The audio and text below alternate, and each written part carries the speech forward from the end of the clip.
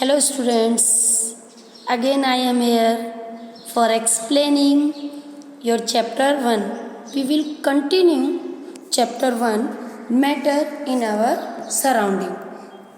This video is part 2 of the chapter 1.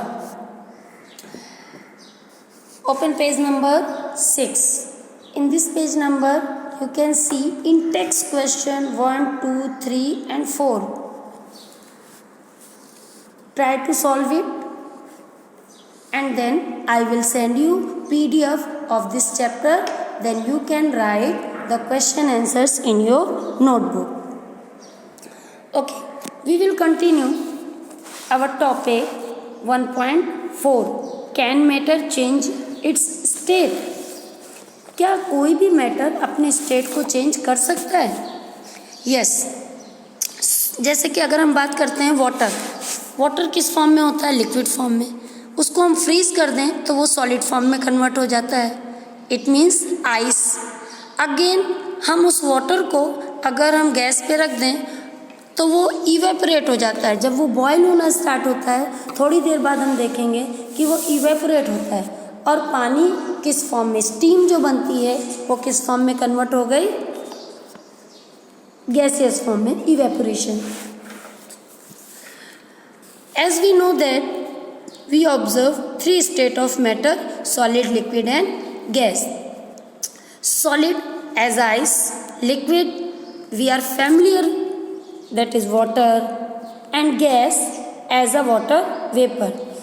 Water एक ऐसा content है जो हमें तीनों स्टेट में मिलता है: ice solid form, water liquid form and steam gaseous form. इसमें आपको दी गई है activity 1.12 effect of change in temperature. यहाँ पे आपको बताया गया है कि आइस को हमने बर्नर पे रख दिया, गर्म कर दिया तो वो पहले लिक्विड में कन्वर्ट हो गया और वापस से हम उसको वाटर को हिलाते जा रहे हैं और वो वापस से क्या होता है, धीरे धीरे जैसे जैसे हीट मिलती जाती है इवेपोरेट हो जाता है. तो फर्स्ट ए डायग्राम में हमने देखा कि आइस कन्वर्ट होती है वाटर में. It means solid into water. And next second में conversion of water into water vapour. B वाले में हम क्या देख रहे हैं कि जो वाटर लिक्विड फॉर्म में है वो वेपर में कन्वर्ट हो रहा है.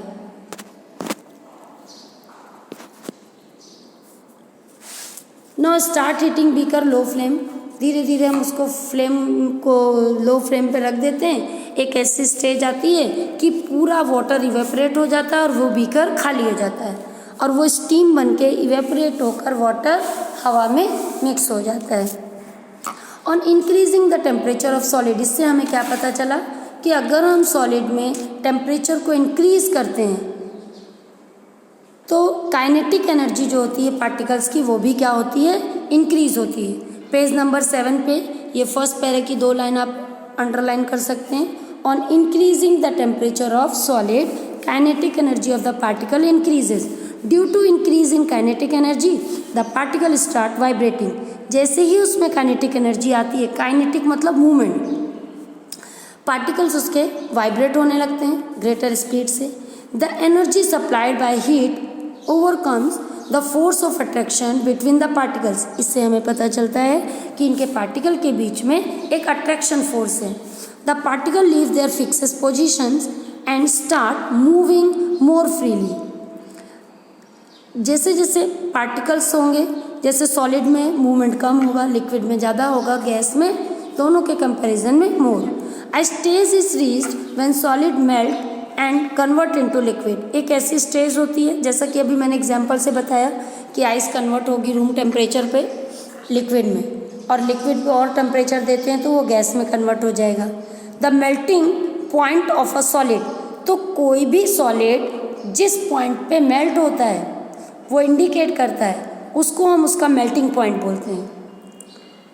जैसे कि हमने आइस को रूम टेम्परेचर पे रख दिया और एक ऐसा टाइम धीरे धीरे उसको गर्मी हीट मिलती जाएगी और वो लिक्विड में कन्वर्ट हो गया, तो वो टेम्परेचर जिससे सॉलिड लिक्विड में कन्वर्ट हुआ उसको हम बोलते हैं मेल्टिंग पॉइंट.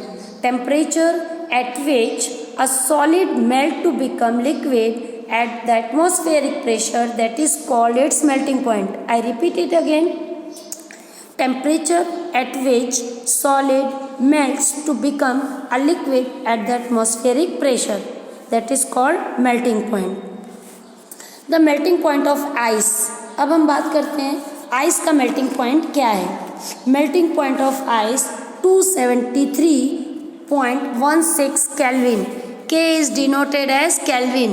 केल्विन इसलिए लिखा जाता है, केल्विन एक साइंटिस्ट थे, उन्होंने इसके बारे में पता लगाया, इसलिए इसकी यूनिट को हम लोग केल्विन में डिनोट करते हैं. The process of melting change of solid into liquid state is known as fusion. इसी प्रोसेस को जिसमें मेल्टिंग सॉलिड से लिक्विड फॉर्म में स्टेट में चेंज हो रहा है, इसको हम बोलेंगे fusion. When a solid melt, its temperature remaining the same. जब एक बार सॉलिड लिक्विड में चेंज हो गया तो उसका टेम्परेचर वापस से क्या होगा, सेम रह जाएगा. फिर और ज़्यादा टेम्परेचर देने में उस दूसरे उसमें कन्वर्ट नहीं होगा, एनर्जी उसकी गो हो गई. Where does the heat energy go? Then it means कि एनर्जी अब उसकी मेल्टिंग पावर तक, यानी जब तक उसको मेल्ट करना था सॉलिड तक तभी तक उसमें एनर्जी होगी, उसके बाद टेम्परेचर सेम हो जाएगा. You must have observed during the experiment melting the temperature of the system does not change after the melting point is reached. यानी किसी भी मैटर को जो सॉलिड फॉर्म में है, जब उसका मेल्टिंग पॉइंट मिल जाता है तो उसके बाद उसमें कोई चेंजेस नहीं होगा. टिल द आइस मेल्ट, जब तक आइस मेल्ट नहीं होती है. This happen even though we continue to heat the beaker, that is we continue to supply heat. It means कि हम बीकर में हीट को सप्लाई कर रहे हैं. अब मान लो कि हमने मेल्ट कर दिया, अब अगर उसको वेपराइजेशन में कन्वर्ट करना है, स्टीम में कन्वर्ट करना है वाटर को, तो हम इसकी उसमें कंटिन्यूस हीट देते जाते हैं. At a state of overcoming the force of attraction between the particles. और वो हीट से उसके बीच में जो पार्टिकल्स हैं उनको अट्रैक्शन फोर्स अप्लाई होता है. As the heat energy is absorbed by ice without showing any rise in temperature. उसमें हमें क्या दिखाई देता है कि हीट एनर्जी जो एब्जॉर्ब हुई आइस में शो कर रहा है rise in temperature. It is considered that it get hidden in the content of beaker. यानी वो हीट जिसने चेंज किया, वो एनर्जी एक जो थी वो बीकर में हिडन थी, उस हिडन एनर्जी को लेटेंट हीट बोलते हैं. लेटेंट हीट मतलब what does it mean? It means that energy hidden into the content of beaker. It means beaker में जो हमने पानी भरा है, जब आइस कन्वर्ट हुआ और वो हिडन एनर्जी जिससे उसने उसको मेल्ट कर दिया, that is latent heat. Amount of heat energy that is required to change 1 kg of solid into liquid at atmospheric pressure. यानी 1 kg सॉलिड को लिक्विड में अगर हम कन्वर्ट कर रहे हैं, that is melting point of the latent heat of fusion. वो उसका मेल्टिंग पॉइंट होगा. और fusion it means that is latent heat of fusion. So the particle in water at 0 degree C, यानी कि 273 केल्विन का मतलब होता है 0 डिग्री C. आपको पता होगा जब हम फ्रीज में बर्फ़ को फ्रीज़ करते हैं तो उसका टेम्परेचर लो होता जाता है. सर्दियों के टाइम में बहुत सी जगह पर बर्फ़ गिरती है, इट मीन्स वहाँ का टेम्परेचर लो हो गया. 0 से लो होते होते क्या होता है, आइस स्प्रेड हो जाती है, आइस जम जाती है, फ्रीज हो जाती है. तो 0 डिग्री इट मीन्स 273 केल्विन. ये आपका MCQ में क्वेश्चन बनता है कि 0 degree Celsius equals to 273 Kelvin. When we apply heat energy to water, particles start moving even faster at a certain temperature. हम क्या सब देखते हैं कि जैसे हमने हीट अप्लाई की वाटर के पार्टिकल्स पे, वो रीच करता है पार्टिकल्स के मेल्टिंग पॉइंट तक. And the point reach when the particle have given enough energy to the beaker free from the forces attraction to each other. तो उसमें एक अट्रैक्शन फोर्स लगता है पार्टिकल के बीच में. At this temperature liquid start changing into gas. यानी continuous heat देते जा रहे हैं लिक्विड के बाद. अब एक पोजीशन ऐसी आएगी कि एक वो जो हीट है वो लिक्विड को कन्वर्ट करने लगेगी गैस फॉर्म में या उसको बॉयल कर देगी। जैसे कि हमने घर में एक वेसल में पानी भर के एक पतीले में और गैस पे रख दिया तो तुरंत तो बॉयल नहीं होता है, उसमें एक लेटेंट हीट होगी। वो तब बॉयल होना स्टार्ट होगा जब वो टेम्परेचर मेंटेन करेगा। एट दैट टाइम जब वहाँ पर टेम्परेचर 100 डिग्री होगा तब वो वाटर बॉयल होना स्टार्ट हो जाता है। फिर आप अगर गैस के नॉब को स्लो कर दोगे तो भी वाटर बॉयल होता रहेगा। क्यों? क्योंकि इसके अंदर की लेटेंट हीट जो थी वो उसको मिल गई। Boiling is a bulk phenomena. Boiling एक बल्क फिनोमिना, बल्क मतलब बहुत बड़ा और फिनोमिना मतलब प्रोसेस या method. Particle from the bulk of the liquid gain enough energy. जब लिक्विड को इनफ एनर्जी मिल जाती है वो वेपर स्टेट में चेंज हो जाता है। And in page number 7 second column you can see water this temperature 373 kelvin. It means कि 100 डिग्री पर वाटर बॉयल होता है और अगर इसको हम केल्विन में कन्वर्ट करें तो 273 डिग्री 1 सेल्सियस होता है ना 273, तो 273 ऐड करेंगे तो हमारे पास होगा 273 केल्विन, यानी कि इसको हमने कन्वर्ट कर दिया है केल्विन में। नाउ ये सेम जो लेटेंट हीट है वो ही जैसे कि सॉलिड से लिक्विड में चेंज हुआ तो एक लेटेंट हीट थी, अब लिक्विड से वेपर में चेंज हुआ तो भी वहाँ पर लेटेंट हीट हिडन है। In the same way we define latent heat of fusion. इसी तरह यहाँ पर भी हम लेटेंट हीट ऑफ फ्यूज़न उसको बोल सकते हैं। Particle of steam water vapour at 373 kelvin equals to 100 degree C, because 0 degree C is equal to 273 Kelvin. That's why 100 degree C is equal to 273 plus 100 is equal to 373 Kelvin. This is because particle in steam have absorbed extra energy in the form of latent heat of evaporization. इसमें आप diagram में देख सकते हो, solid state को heat मिली, liquid में convert, liquid को heat मिली, gas में कन्वर्ट, वापस से गैस को हमने कंडेंसेशन कर लिया। कंडेंसेशन एक प्रोसेस होती है जो इवेपोरेट हुआ उसको कलेक्ट करना। कूल किया तो लिक्विड बन गया, लिक्विड को कूल किया तो वो फिर से सॉलिड बन गया। As we infer that state of matter can be change into another state by changing the temperature, we have learn the substance around us change state from solid to liquid and liquid to gas on application of heat, but there are some changes directly from the solid state to gaseous state and vice versa, यानी इसी तरह changing to liquid। कभी कभी ऐसा होता है कि ज़रूरी नहीं है सॉलिड से लिक्विड में चेंज हो और लिक्विड से वेपर में, some time it happen solid से वो डायरेक्टली गैस में चेंज होता है। इसका बेस्ट एग्जांपल है नेफ्थोलीन बॉल्स। नेफ्थोलीन बॉल्स के बारे में आपने सुना होगा, अगर नहीं सुना है तो वो जो कपड़ों में मम्मी वाइट कलर का जो कुछ मेडिसिन जैसा रखती है जिससे कि उसमें माइक्रोब्स नहीं लग जाएं, या कपूर रखते हैं, कपूर लोग जलाते हैं और वो जलाने के बाद डायरेक्टली सॉलिड से इवेपोरेट हो जाता है, यानी सॉलिड से गैस में कन्वर्ट हो जाता है। ऐसी प्रोसेस को हम बोलते हैं सब्लिमेशन। इस 1.13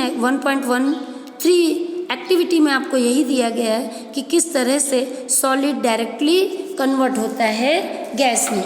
अभी जैसे कि मैंने आपको बताया कि a change of state directly from solid to gas without changing in liquid, यानी लिक्विड बीच में नहीं आएगा, directly solid to gas, that is called sublimation. Next topic, effect of change in pressure.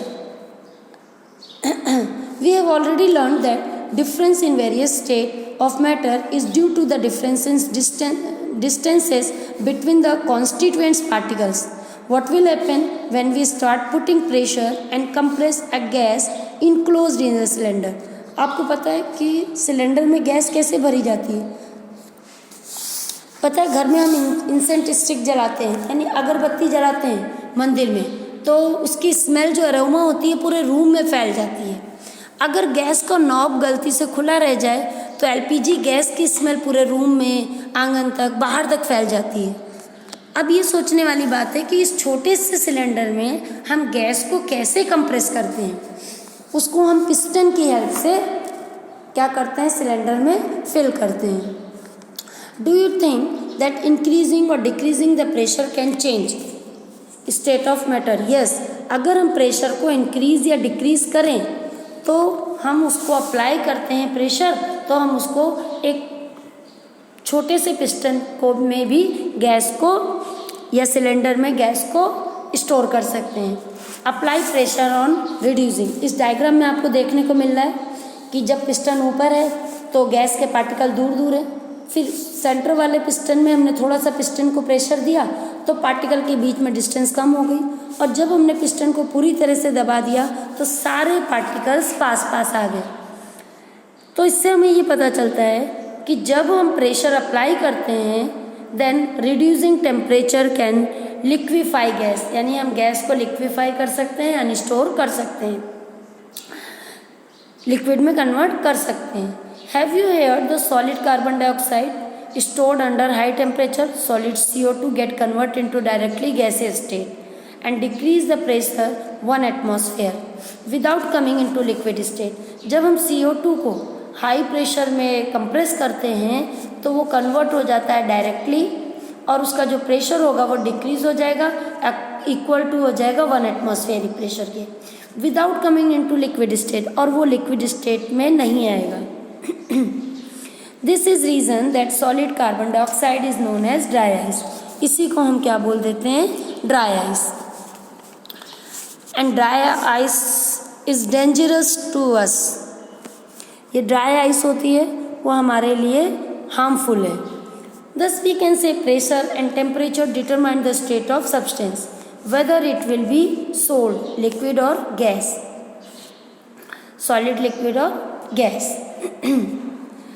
जैसे लिक्विड, अगर हमने लिक्विड को vaporise किया गैस में कन्वर्ट, गैस को हमने सब्लिमेट किया तो सॉलिड में कन्वर्ट, सॉलिड को फ्यूज़न किया तो लिक्विड में कन्वर्ट, अगेन लिक्विड को वेपराइज किया या अगेन वापस से हम इसका साइकिल चलाते हैं, गैस को कंडेंसेशन किया, यानी अगर हमारा पानी बॉयल हो रहा है और उसके ऊपर हमने एक लिड रख दी, ढक्कन रख दिया, और ढक्कन को उठाएंगे तो हम देखेंगे वाटर के ड्रॉपलेट्स उस पर आ गए, इट मीन्स वो कंडेंस हुआ, यानी कि जो वाटर सी से पॉन्ड से ये इवेपोरेट होता है वो एक कंडेंसेशन की प्रोसेस लिक्विड में कन्वर्ट हो रहा है और क्लाउड में स्टोर हो रहा है। लिक्विड में कन्वर्ट होने के बाद लिक्विड को हम सॉलिडिफिकेशन करते हैं, सॉलिडिफिकेशन से हम बाद में सब्लिमेशन भी कर सकते हैं। ये इंटर कन्वर्जन है गैस का, तीनों फॉर्म का।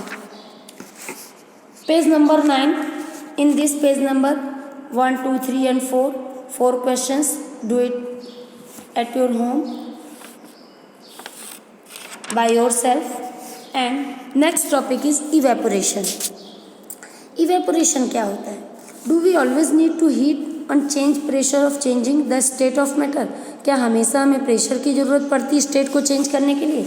Can you quote some example of everyday life change of state? क्या आप हमें इसका एग्जाम्पल दे सकते हैं विदाउट द लिक्विड चेंजिंग?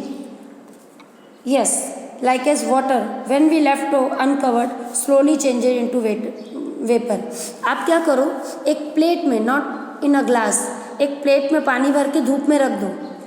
एक दिन के बाद जब सारा दिन वो धूप में रखा रहेगा, प्लेट का पानी गायब हो जाएगा। कैसे? जब उस पर धूप पड़ती है तो इवेपोरेट हो जाता है और वेपर बन के उड़ जाता है। हम घर में मम्मी लोग कपड़े धोते हैं, कपड़े वायर पे सुखा देते हैं और धूप लगती है तो वो जो कपड़े में पानी है वो इवेपोरेट होकर चला जाता है। ये हमारे डेली लाइफ के एग्जाम्पल हैं। We know that particle of matter always moving and never at rest. जो पार्टिकल्स होते हैं वो ऑलवेज मूव करते रहते हैं, वो कभी रेस्ट नहीं करते हैं। At given temperature any gas, liquid और solid, there are particles with different amount of kinetic energy. लेकिन सभी पार्टिकल्स में काइनेटिक एनर्जी डिफरेंट होती है। In case of liquid, small fraction of particles of surface having high kinetic energy, यानी जो liquid होती है उसमें हायर काइनेटिक एनर्जी होगी। It is able to break away the force attraction and particles get converted into vapour. क्यों? क्योंकि वो liquid के पार्टिकल्स वेपर में कन्वर्ट हो सकते हैं। और होते ही हैं। This phenomena is change liquid into vapour. तो ये कौन सा फिनोमिना था? लिक्विड से वेपर में चेंज होना, यानी गैस में चेंज होना। That is known as evaporation. हमारे वहाँ जो समुद्र के किनारे, सी के किनारे सॉल्ट की जो प्रोसेस होती है सॉल्ट निकालने की, उसमें भी इवेपोरेशन प्रोसेस की जाती है। Factor affecting evaporation. इवेपोरेशन में क्या क्या फैक्टर अफेक्ट कर सकते हैं? सिंपल सी बात है कि अगर हमें इवेपोरेशन कराना है तो हीट देनी होगी, यानी सन रेज का होना ज़रूरी है। ह्यूमिड रीजन होगा या मॉनसून रीजन होगा तो ये प्रोसेस नहीं होगी। Read activity 1.14 and directly I am coming to the topic observation of this activity. You must have observed that rate of evaporation increase. It means कि increase of the surface area, यानी अगर हमने glass में रखा है पानी और plate में रखा है तो ग्लास का पानी जल्दी इवेपोरेट नहीं होगा, लेकिन प्लेट का पानी जल्दी इवेपोरेट हो जाएगा। यानी अगर हम सरफेस एरिया इंक्रीज करते हैं तो इवेपोरेशन की प्रोसेस भी इंक्रीज होगी। We know that evaporation is the surface phenomena. इसीलिए तो सीज के किनारे पर बड़े बड़े जो फील्ड होते हैं उसमें समुद्र का पानी भर देते हैं, जिससे कि जितना ज़्यादा एरिया में वो पानी भरा होगा उतनी जल्दी इवेपोरेशन होगा। हम उसको कंटेनर में रख के सॉल्ट की प्रोसेस नहीं कर सकते हैं। The surface area is increased, the rate of evaporation increase. Example, while putting clothes for drying up, spread them out. ये हमारा एग्जाम्पल है कपड़े सुखाने वाला, इससे पहले मैं भी आपको एक्सप्लेन कर चुकी हूँ।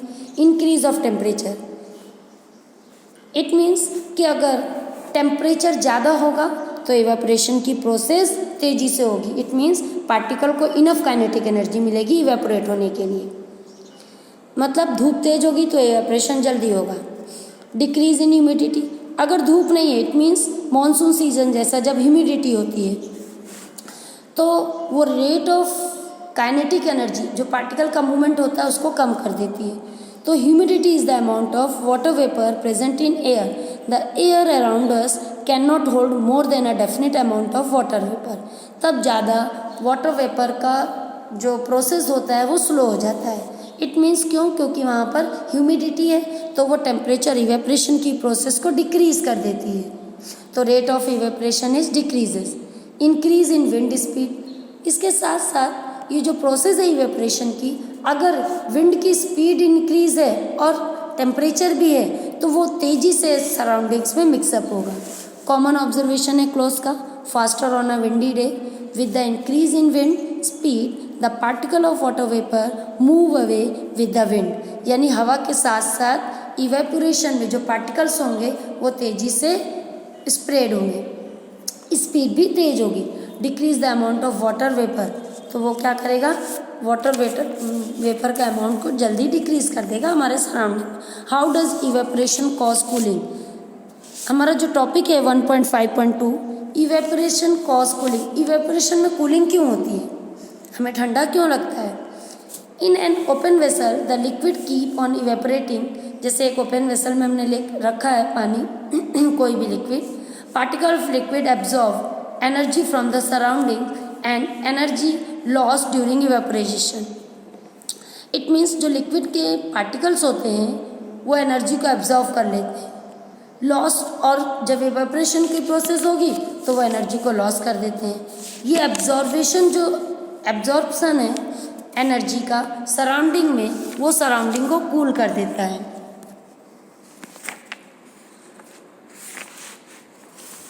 Page number 10, what happen when you pour some acetone. यानी आप लोगों ने घर में नेल पॉलिश रिमूवर या जो कलर करने वाले एक लिक्विड कलर में मिलाते हैं वो देखा होगा, एसीटोन उसको हम बोलते हैं, साइंटिफिक नेम है। अगर उसको हम पाम पे लेते हैं, हथेली पर रखते हैं तो वो हमें ठंडा फील कराता है।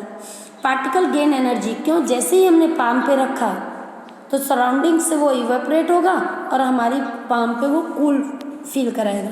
After a hot sunny day people sprinkle water on the roof of open ground because the large latent heat of evaporation of water helps to cool the hot surface. इसमें जो लेटेंट हीट होती है acetone में या nail polish remover में या वो liquid में जो कलर मैन यूज़ करते हैं वाइट वॉश में। इसमें जो वेपराइजेशन की लेटेंट हीट है वो लार्ज अमाउंट में होती है, बड़ी तेज़ी से स्प्रेड होता है। Can you site the more example from the daily life? हम इसके डेली लाइफ में और एग्जाम्पल दे सकते हैं। Yes. Why should we wear cotton clothes in summer? सबसे अच्छा एग्जाम्पल है कि हम समर में कॉटन क्लॉथ्स क्यों पहनते हैं। During summer we perspire from mechanism of our body which keep us cool.